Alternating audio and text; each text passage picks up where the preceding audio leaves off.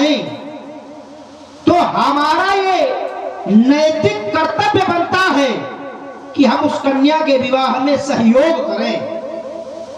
सहयोग न कर सके तब तक ठीक, उपद्रव तो न करें, पर लंका वाले हैं जो करें वो थोड़ा है, चलो चलता हूं और चल करके मिलता। वर्तमान समय के प्रकांड पंडित कंचन नगरी के सम्राट दशग्रीव दशानंद जी जय जय शंकर की। ओ बलतने सोलितपुराधीश बलपुत्रवान महाकालवान बलसुमनवान, जय जय महाकाल की, जय जय महाकाल की, जय जय महाकाल की। आपने कहा राजा जनक को राजमद हो गया है, जबकि ऐसा नहीं है।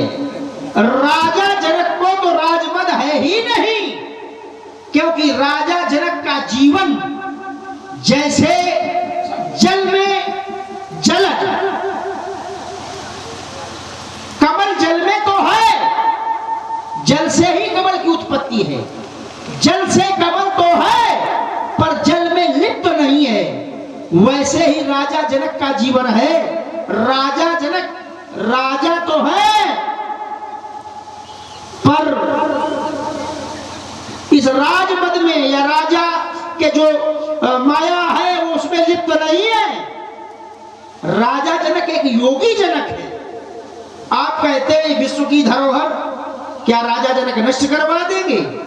ना, अब ये केवल राजा जनक के हैं, क्योंकि गुरुवर ने दे दिया इसे, तो सैबों की नहीं बपौती है। निमकुल ने पूजा वर्षों से, इससे उनकी फगुरौती है। निमकुल को छोड़ इस आयुध को इस धरती पर किसने पूजा? तुम भी तो हो महाशैव, तुमने ये आयुध कब पूजा?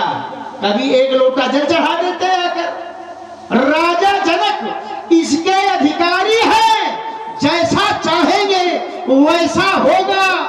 आज मैथिली अधिवेशन में अजगों का खंडन होगा। श्री राम जी, राजा जनक इसके अधिकारी हैं, क्योंकि राजा जनक ने इनकी पूजा की। इसका केस हटा दो भाई, इसमें बेस बिल्कुल खत्म कर दो, बेस आवाज में दो, बेस बिल्कुल रखो। इनका कहना है कि राजा जनक ने इनकी पूजा की है, निमकुल में इनकी पूजा होती रही। बढ़िया बात। आप लोग हमें एक बात बताएं, आप मंदिर बनवाएं, मंदिर में मूर्ति की स्थापना करवाएं, और इसके उपरांत कुछ वर्षों के बाद ये कहो कि हम तो मूर्ति तोड़वा देंगे क्योंकि मंदिर हमने बनवाया है, मूर्ति की स्थापना हमने करवाई है, तो हम मूर्ति तोड़वाएंगे? बताइए, आप तोड़वा देंगे या आपको तोड़वाने देंगे? तो धर्म युद्ध छिड़ जाएगा, धार्मिक विरोध हो जाएगा। जानते हो, बड़ा सोचिए। मतलब ये नहीं कि आस्था सबकी है, ये इन्होंने राष्ट्र की रक्षा की।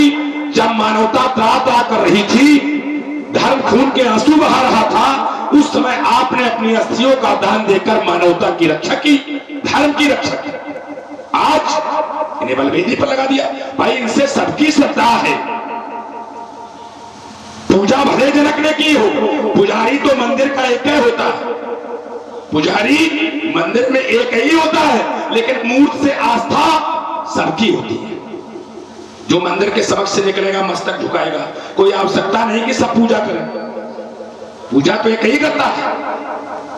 बाकी मस्तक सब झुकाते, श्रद्धा सबकी होती है। वही मूर्ति अगर खंडित हो जाए तो क्या विरोध नहीं होगा? विरोध होगा। अब आपने कहा राजा जनक को राजमद हो नहीं सकता, क्यों? मुझे राजा जनक का जीवन ऐसा है जैसे जल में कमल, माने कमल के पत्ते पर जल नहीं कभी आता है, खिलता कमल जल में, माने माया से परे है। संसार में तो है, लेकिन संसार में नहीं, इनका कहने का तात्पर्य है। और हम अगर ये कहते नहीं को अजन्मा जगमा ही प्रभुता पाए जाए मद नहीं, ऐसा संसार में कौन है जिसे प्रभुता मिल जाए वो फिर वो उसको मद ना हो? तो राजा जनक को मद क्यों नहीं? योगी है, आपने कहा योगी है, योगी है, योगियों को भी मद हो गया। एक जगह नहीं, अनेक जगह ब्रह्म ऋषियों को मद हो गया। अब बताइए क्यों नहीं मद हो सकता? उपलब्धि पर तो मद हो सकता। अपनी बड़ा सोचिए। चलिए, जहां आप रुके मैं यहीं से प्रारंभ करता। बोले क्या योगियों को मद नहीं होता? बोले ब्रह्मर्षियों का नारद जी की ओर संकेत किया आपने। श्रीमान जी, नारद जी को अभिमान तो हुआ, पर आपने चर्चा राजमत की थी। क्या देवर्षि नारद को राजमत हुआ? न, चर्चा राजमत की हो रही है। आपने कहा, बोले प्रभुता पाए काय मद नहीं। ऐसा कौन संसार में है जिसे प्रभुता मिल जाए और उसे अभिमान ना हो? राजा जनक को नहीं होगा। क्यों नहीं होगा? क्योंकि राजा जनक को ऐसी कोई प्रभुता प्राप्त नहीं हुई है जो राजा जनक को राजमद हो। किसको प्रभुता पाने पर अभिमान होता है? किसको मद होता है? पहले ये भी तो समझो। उस व्यक्ति को मद होगा प्रभुता पाने पर जो उस प्रभुता का अधिकारी नहीं होगा। तो क्या राजा जनक भी इन्हें पाने के अधिकारी नहीं है? है। जैसे एक को राजमद हुआ, एक को अभिमान हुआ दक्ष को। दक्ष इस योग्य नहीं था कि उसे प्रजापति का पद दिया जाए। पद दे दिया गया और उसके वो योग्य नहीं था, तो बड़ा अधिकार दक्ष जब पावा। जिस समय दक्ष ने बड़ा अधिकार पाया तो अभिमान हो गया। तो क्या ऐसा कोई पद राजा जनक को दिया गया है जिससे राजा जनक को अभिमान हो? चलिए दूसरी बात। बोले मूर्ति मंदिर बनाया जाए, मूर्ति स्थापित की जाए और फिर यदि उसे तोड़ा जाएगा तो विरोध होगा नहीं होगा? पहले आप समझें तो।